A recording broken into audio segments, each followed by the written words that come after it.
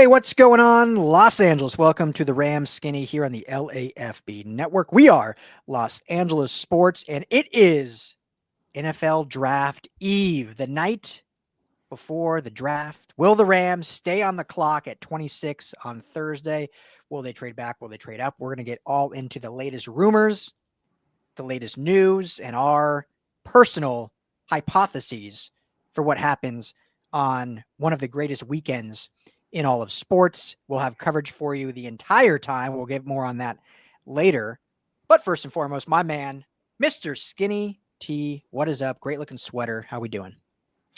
Doing great, man. We were talking about it beforehand, but stopped by the Athletics The Beast launch party over at Via's Tacos here in Highland Park. Got to meet the Chargers beat writer, Daniel Popper there.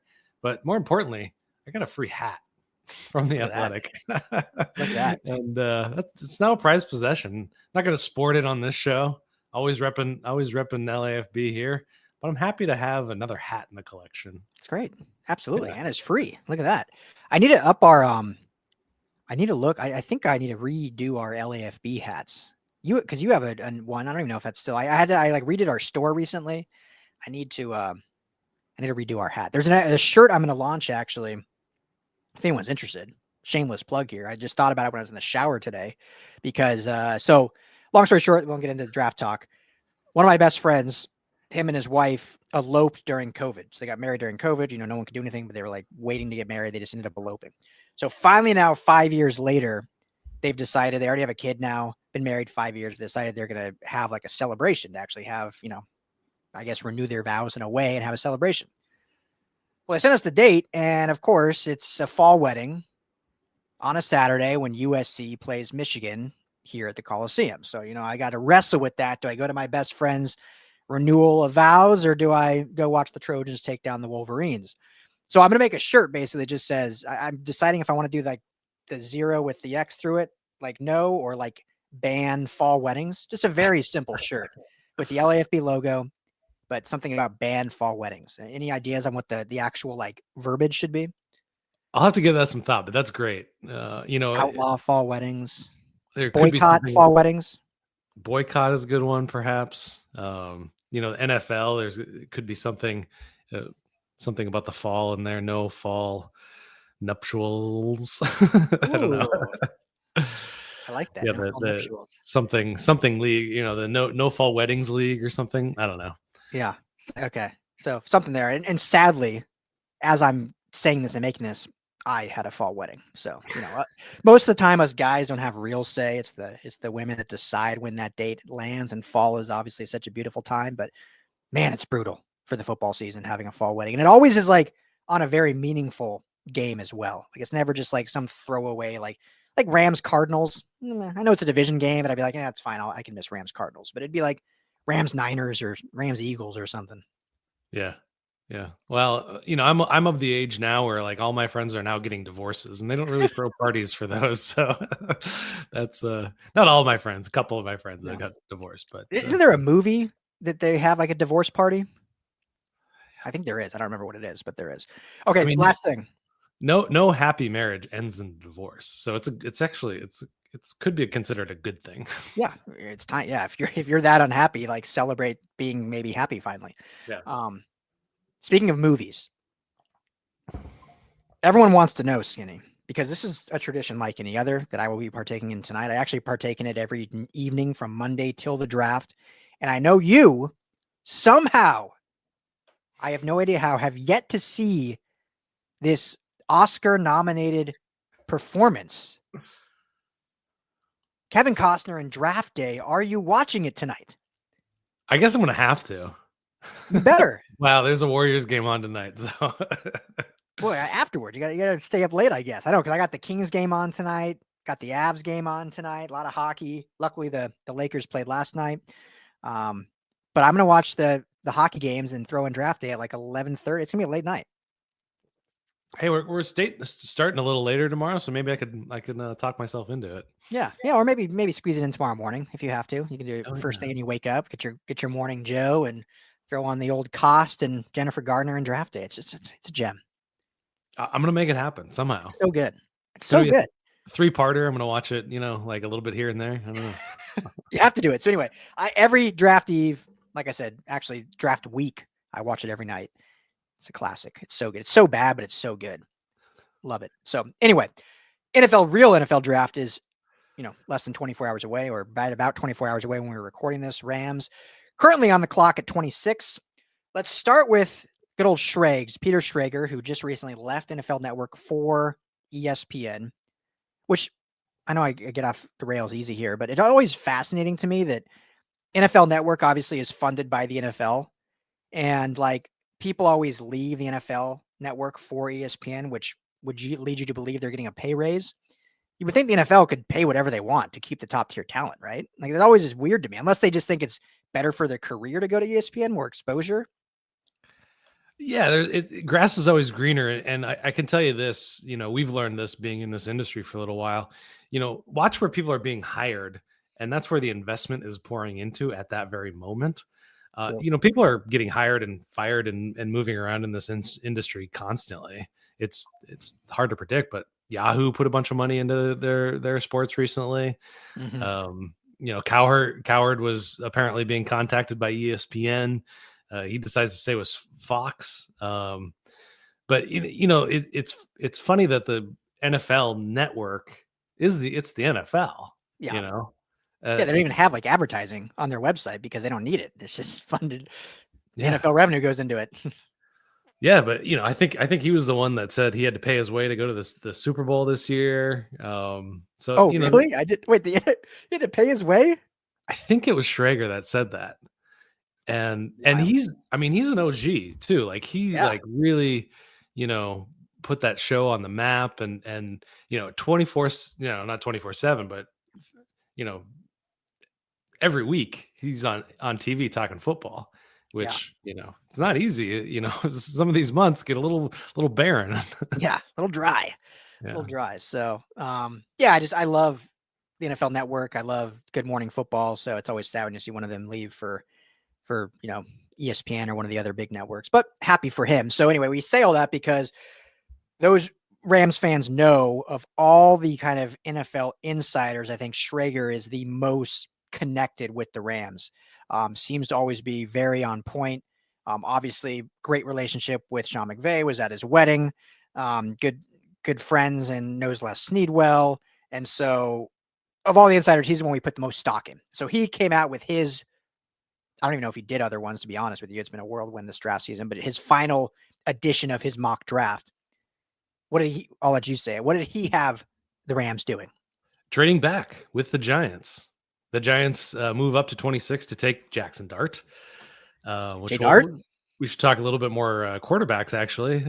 But trading back from 26 to 36, picking up 99. So they're moving back into the second round, early second round. So, what does that mean exactly? And then adding another third rounder. So they go 90, 99, 101, all in that back half of the third round. That moves them from 8 picks to 9 picks total. So, sounds like a very Les Snead kind of maneuver. I've said it multiple times where he calls this portion of the draft purgatory, where, if you can add value, pick up a good player. Like, what's the difference between 26 and 36, in reality? Like, you hear, draft experts, GMs talk about top 50, you think about top 5 players, top 10 or 15 players, and then it really goes to top 50 players and especially in this draft, like the consensus, there's only 3 consensus top 5 players. Yeah. And there's only 21 top first round, like that consensus first rounders. Mm-hmm. So there's a lot of variance in this draft. So I've been predicting a trade up or a trade down, where they can go get kind of let's just call it a generational player. But what we should really call it is a guy that they'll re-sign to a second contract. Yeah. I keep thinking about the defense and like how they're going to work that out. This is a different conversation for a different day, but you think about all those rookie contracts on the defensive side, but yeah. Yeah, they're going to have to re-sign some of them, or they won't have a team when that time and comes. not resign some guys. Yeah, You know, yeah, it'll be exactly. interesting. So the only real big, I totally agree with your point. The only big difference between picking at 26 and 36, because I agree, I think the talent level, unless it's like your guy falls that spot, but the general talent is the same. The only difference is at 26, you get that 5th-year option, right? Because it's a first-round pick. So you get that 5th-year option. Whereas if you move to the second round, then it's 4-year contract, and at the end of that, it's it. They hit free agency. So some teams like to still have that back end pick because it gives them that 5th-year flexibility and that more cost-controlled flexibility, if you will. So we'll see if the Rams do indeed want that. I've seen other mocks before, and we won't get into it, but seen them trade back to like 31 or 32 just so they can stay within that first round to get that 5th-year option. But the talent level, yeah, is very similar. I mean, this is a different team, obviously, but 2 years ago, the Chargers at 21 or 22 took Quentin Johnston. Obviously, everyone, even if you're not a Chargers fan, it's well documented how his career has gone thus far. And then last year at 37 in the second round, took Ladd McConkey, and we saw how great Ladd McConkey is. Now, that's not obviously always going to happen, but it just shows the variance between pick 26 and pick 36 is not very big in terms of player talent. It's more going to come down to the value of that 5th-year option, which the way the Rams kind of look ahead in contracts, part of me says that they would value that and they would try to stay. But based on everything Snead has said, and based obviously on Schrager being connected, they obviously just want a second-round pick and they want another pick in some round. And if they can get a third, that's pretty high value in reality to move back, whatever it is, 10 spots and adding a third, not like a 6th or a 5th, like that's pretty good. So I think if the Giants want Dart that bad, but here's the other question. Should the Rams want Dart that bad? If Dart's there at 26, it can allude to your quarterback question and we can bring up Stafford and what he said. What do you think? I've been in the camp that definitely a quarterback in this draft. Or Dan Orlovsky disagrees with me on that. Shouldn't try to go for a quarterback, which I find insane. Well, I love Orlovsky. I really do like Orlovsky, but he's like in love with Stafford, so he wants to do nothing that even remotely goes against Stafford. I have to apologize to everybody. I'm like red constantly now because I'm running and it's been sunny. So I just look, my face is glowing constantly. I'm not mad or emotional. It's just the sun. I think you look great. I didn't even notice the red hue. Okay. At least you don't have like just a shiny chrome dome like I do. Yeah, I think 26 is a reach for Jackson Dart. I think, what Les Snead said coming into this is that he doesn't want to reach for a quarterback. I would say that you probably at some point are going to have to. And so I think it's a bit of a reach, but I think, this is the Super Bowl window. Matthew Stafford is the Super Bowl window. So if you want to go in all in, if you think, Trey Amos at 26 is going to win you a Super Bowl, you got to go for it. Mm-hmm. But I also think trading back, you can still find a quality cornerback, which is a position really that they have not valued outside of since Jalen Ramsey. I'll say that they've obviously invested in it in years past, but not since Jalen Ramsey, and defense in general has been suspect until 2 years ago. So, what are your thoughts on, should they reach for a quarterback there or? Yeah. So for me, I just don't think Dart is a reach at 26. I think we're going to see him go earlier than that, in my opinion. Now, all this like weird kind of Shedeur Sanders stuff going on, like we see every draft, like all of a sudden there's all this like aloof, unsourced, unnamed people talking about certain players in disparity, whether it's on purpose or not. So who knows if Sanders, I mean, I saw his like draft line on FanDuel now is like 21.5, like over under 21.5, which is insane considering, this whole process, he's been seen as a top 10 pick. But I say all that because like, okay, if he goes where we all thought he would go in the top 10, then I think Dart ends up going in the teens. So if Dart's there at 26, to me, I'm like, yeah, I'm making that pick. Depending on the board, obviously. If Colson Loveland, we've talked about a bunch, is there. If one of these linebackers fall that can help you right off the bat, is there, then it's a different story. But if those guys are gone, and I think Dart's there. Now the other side is, we've heard from, I think even Schrager may have said it, but others have said the Rams really like Tyler Shuck, who I know you like a lot, Louisville quarterback, I like a lot. And so he's a guy you can get later. And if you're able to trade back and get that extra third, Shuck fits right in that third round where we could get him then and then have him sit behind Stafford and whatnot. And you didn't feel like you used your first pick on a guy that might not play for 2 or 3 years. So I feel like I just gave a big political nothing burger answer. Well, but no, to your point, I think that 26 is their last chance currently constructed where it is right now. It's their last chance to get Dart. Yeah. So calling him a reach there is just because I'm giving him a second round grade on him. But to your point, especially with a quarterback, having that 5th-year option, huge, especially because he's going to sit for 1 to 2 years. So I mean, yeah, because I think of the situation the Niners are in right now, right, with Brock Purdy. Obviously, I mean, shouldn't complain. He was the last pick in the draft, Mr. Irrelevant, and he's turned into a viable NFL starting quality quarterback.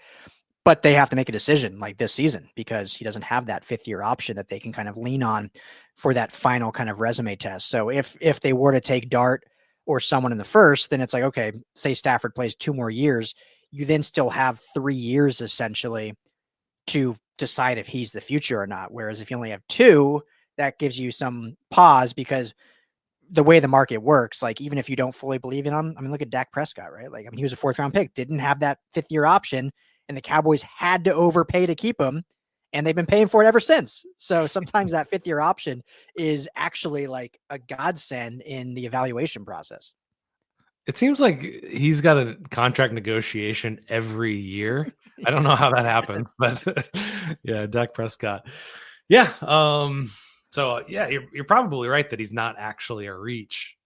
It's just, within the Rams building, I think that they're so disciplined within their kind of belief system that, and maybe this is a good time to kind of pivot toward that quarterback talk. They've spent a lot of time in air quotes looking into Jackson Dart, exploring him. They have this system where they're not bringing players to them, but going out and meeting them. They want to see them in their natural environment. They want to see them interacting with other people and things like that. It's a very unique process, all highlighted by Jordan Rodriguez. If you've got an athletics subscription, she did a piece last year about the draft process, which was really interesting. Tyler Shuck, they've also been meeting him, but also Jalen Milroe. They've met with him. And then there's one more and Kyle McCord. That's kind of the most recent one that's come out of the woodwork. And that kind of sets up this quarterback class as 1st round, maybe 2nd round. There's no 2nd round pick, but maybe 2nd round, 3rd, and then a day 3. I think probably Milroe is not going to last past the 3rd round. Yeah. So, but they've got options at quarterback in all those rounds. Yeah. And, last year we saw them attempt to trade up for Brock Bowers and then actually trade up for Braden Fisk. So in their mind's eye, they've got this long-term plan. And, I think they could, they're going to position themselves to get a quarterback this year. Dan Orlovsky be damned. Yeah, exactly. I'd be shocked if they don't. And, Stafford asked about that, and I loved his answer. He said, I'd welcome him with open arms and try to teach him as much as I possibly can. So, I mean, that's, I think that's what the answer should be, knowing that he's at the end of his career. And it's not like they're drafting someone to come compete with him for the job. They're just setting themselves up for the future. But you see other quarterbacks in the past be like, upset when they take a quarterback because it's not taking a guy that can help them win right now. They basically kind of like, oh no, he's a professional now. He's got to learn on his own and all this other stuff. So, I think that's, it's just encouraging to see that he is on board if the Rams go that way and kind of making the succession plan come to reality. But we'll see. Yeah, no, I mean, it's the answer he should say. He always seems like an even keel guy. in that way. He's welcomed in several different backups. So, you know, what's the writing on the wall from Stafford in terms of his career in his head? Does he see himself playing until he's 40? Probably, but Yeah. but I think retirement's always been on the table for him as well. He's got a beautiful little family, and it's got to be a tough decision weighing the post life, the post football life, and the playing days. So Yeah, a lot of estrogen at home. He's probably worried going from the locker room of all men to just all women at home. That's all the time. Big change. But you see these guys now that retire, like how fun their lives look. Like Andrew Whitworth just on podcasts all the time. He's on Amazon Prime on Thursday Night Football, just like making the rounds. Like have these guys retire and just like get gifted a media gig and just go make more money than they made in their career and just have fun. And he's good on camera. I mean, yeah, super smart guy. Do whatever he wants. That's what's crazy. Well, he's the second richest football player of all time. Yeah. Is that the statistic behind Brady? No, Brady behind Rodgers, I think. Oh, Rodgers. Yeah, that's who it was. Yeah. Rodgers. Brady took a lot of. Brady's got to be the highest earners in terms of like overall like endorsement deals and all that stuff. But yeah, just NFL earnings. He took a lot of pay cuts in those Super Bowl years. All right, let's get to Rossini, Diane Rossini of The Athletic, her report or her mock or whatever you want to call it. She had the Rams trading up. So opposite of Schrager. Schrager's trading back. She has them trading up. What do you think of that? Well, trading up specifically for a tight end. Now, this wasn't a mock draft. This was based on inside information. And so, this time of year, 24 hours away, we're talking, there's all sorts of smoke screens. There's all sorts of false information flying around.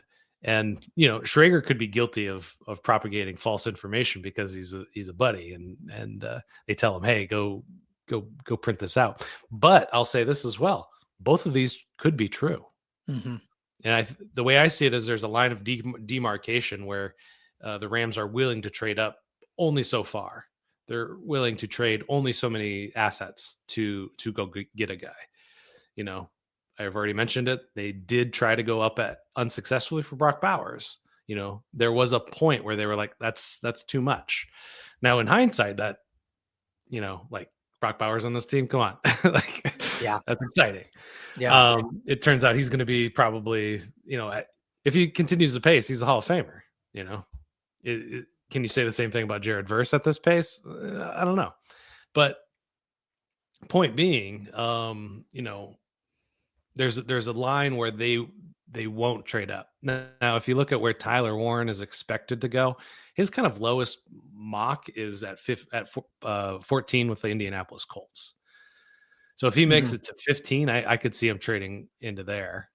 But the other guy on the board is Colston Loveland, and his consensus is all over the place. I've seen in the top 10. I've seen him going ahead of Warren. I've seen him going at 26 to the Rams. So,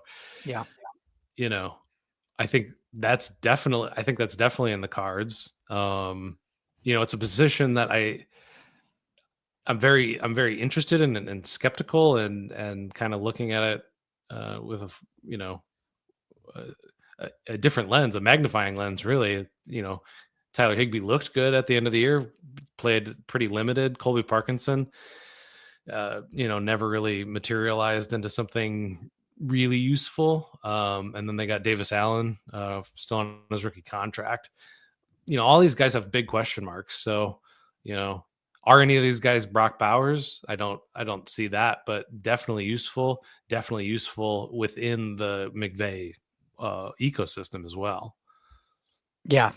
I mean, and to your point, the only position I would feel good about them trading up for would be tight end. I don't think like there's good corners. Obviously, some corners are going to go before, whether it's Barron or Amos or however you have them listed. I know, obviously, what's his name from Colorado that I'm drawing a blank on now. Travis Hunter is a slash corner / receiver. He's going to go up top 10, top 5. But I don't see a Pat Surtain like corner that would be worth trading up for. I think there's some good talent there. If one of those falls at 26, great. The Rams obviously need corner help.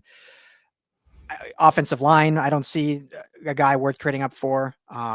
Definitely not receiver, not because there's not good receivers, but I just based on the room the Rams have, I think that'd be a wasted pick. I've talked a bunch about the Rams taking a receiver in the first round.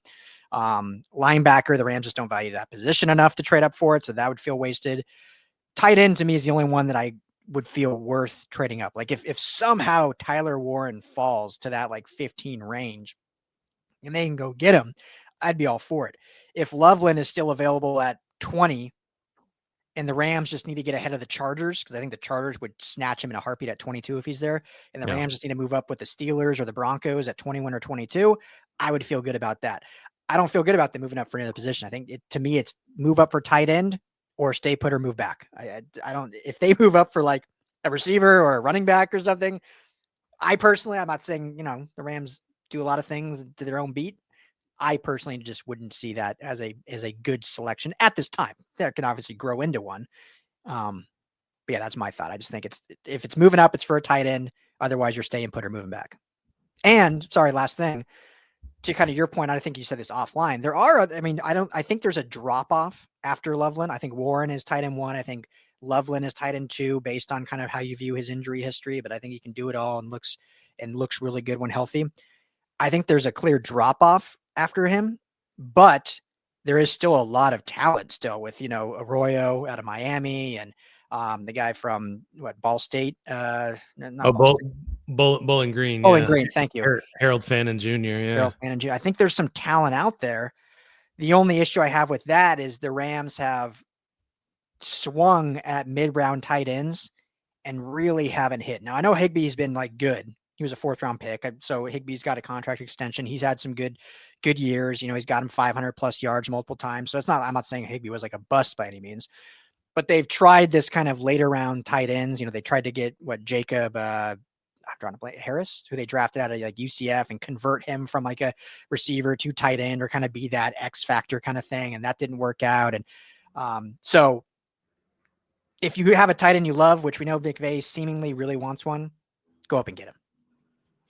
Yeah, 100%. I mean, there is a kind of a prevailing wisdom that a first round lock tight end doesn't work out more than it has worked out. It's true. And, Sam Laporta kind of proved that wrong. Brock Bowers is obviously proving that wrong.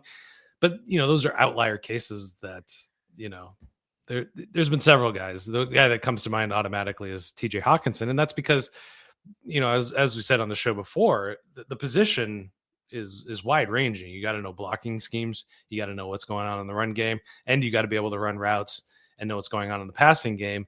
So there's a wisdom out there to say, wait till the second round and then look for your guy, which Schrager's position would put them in at 36. I think that's probably around the range that Arroyo is going to go in. I think Fannon's probably going to go a bit later.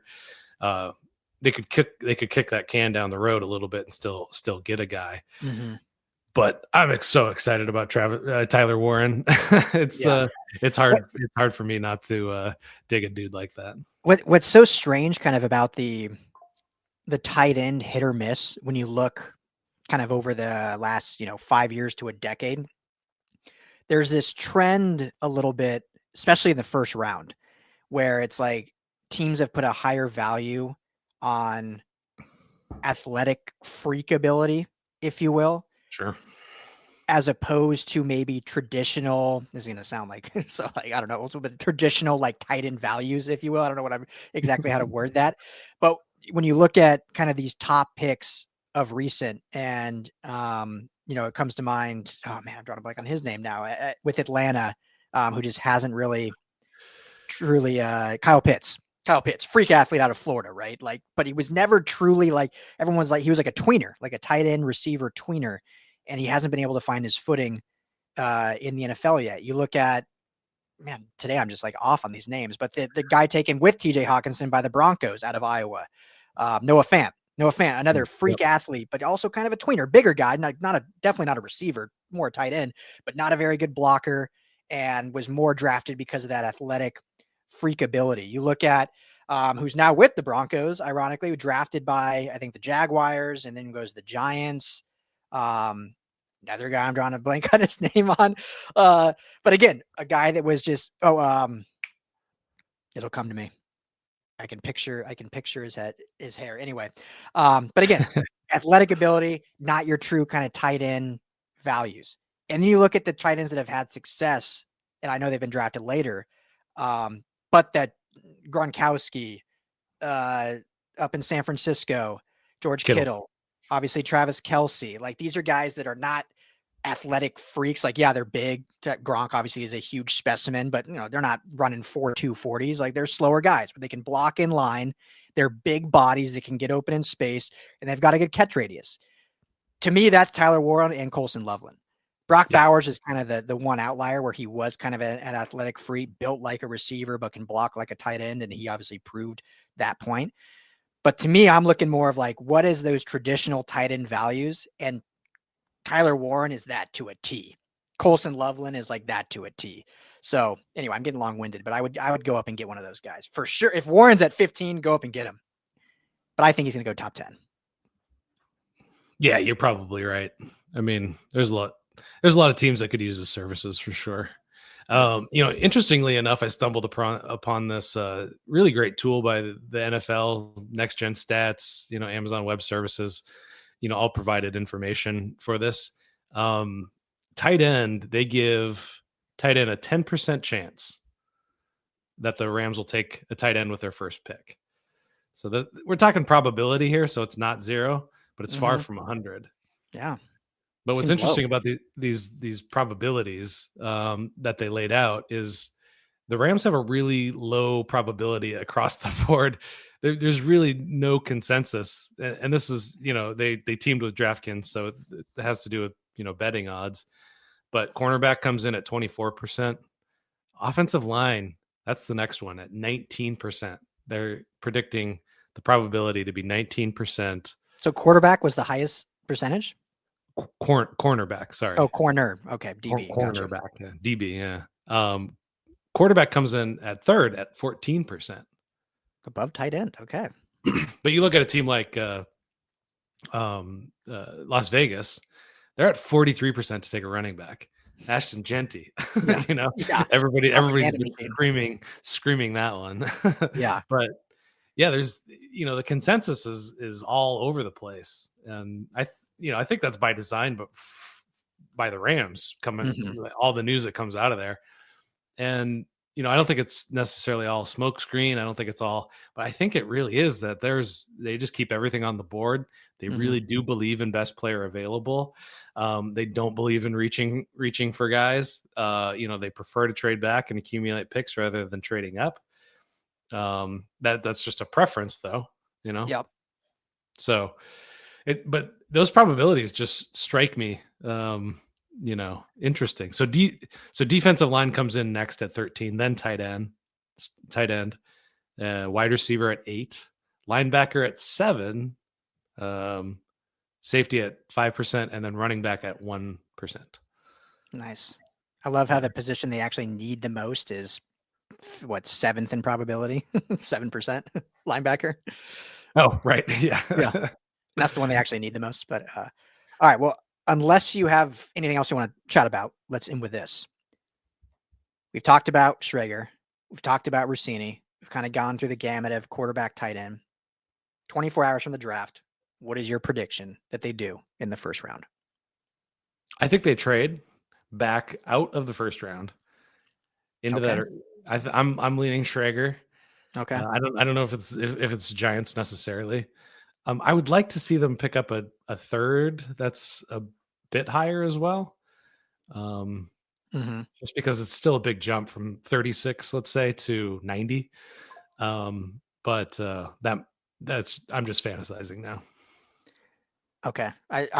Yeah, that makes the most sense for sure. I think them trading back. I'll just be different because I agree with you. I think that's probably the most likely, but I'll be different.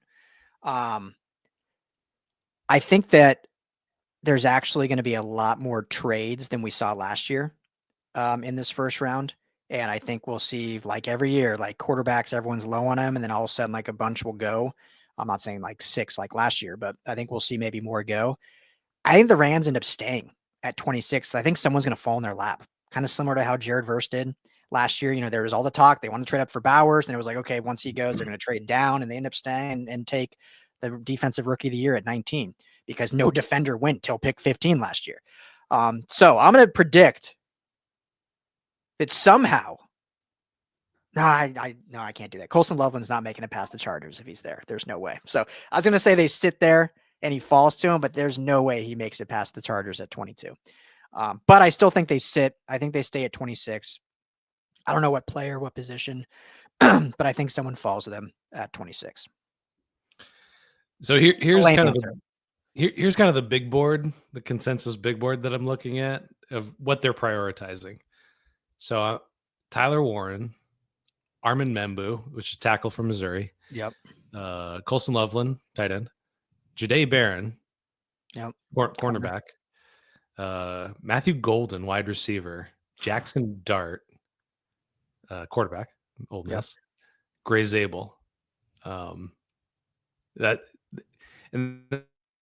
priority list is fascinating because I think that all of those guys before Jackson Dart are gone before 26. So if they like any of them, they're going to have to trade up. So, okay, I'm changing my answer.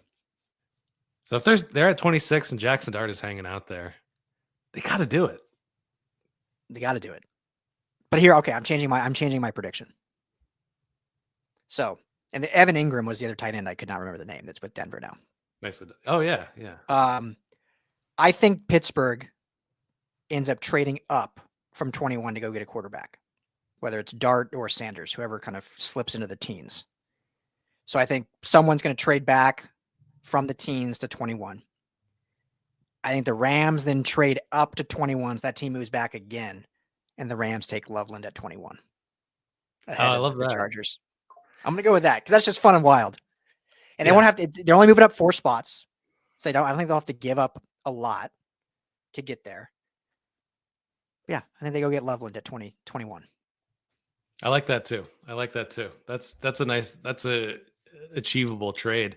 And we were talking about how there's very little consensus beyond like the top 5, really.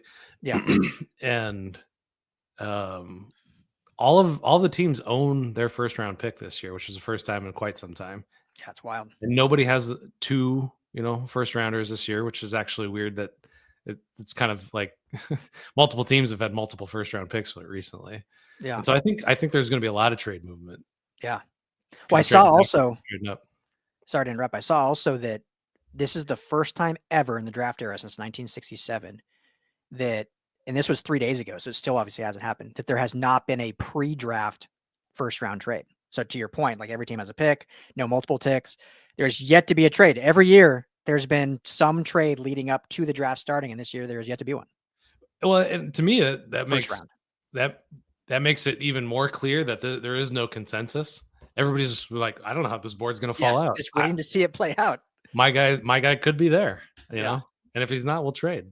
Yeah, exactly. So I think there's going to be a lot of chaos, which I cannot wait to spend it with you. We will be live on this show after day 1 and after day 2. We'll see about day 3, how it goes. Might do just a full roundup on Sunday, but for sure after day 1, we'll be live right here on the Rams LAFB YouTube channel. So make sure to come hang out with us there. Cannot wait. Draft season's the best. It's been a fun coverage season, and now we get to finally see it come to fruition in 24 hours. So Skinny, anything else to add before we sign off for the day? I'll try to do better next time. Love that. Always try to do better the next time. Thank you all, as always, for hanging out with us. If you have not already, please hit that like and subscribe button on the Rams LAFB YouTube page. You can find all of our Rams content at LAFBnetwork.com, or if you prefer audio, just search Rams Skinny on Apple, Spotify, or wherever you get your podcast. That's Skinny T. I'm Ryan Dyer. We'll be back with you live Thursday night after the first round to maybe talk about a Rams pick, maybe talk about a lot of nothing if they trade back, but we'll be there regardless. Hopefully see you all there. Have a good one. Enjoy. Talk to you all soon.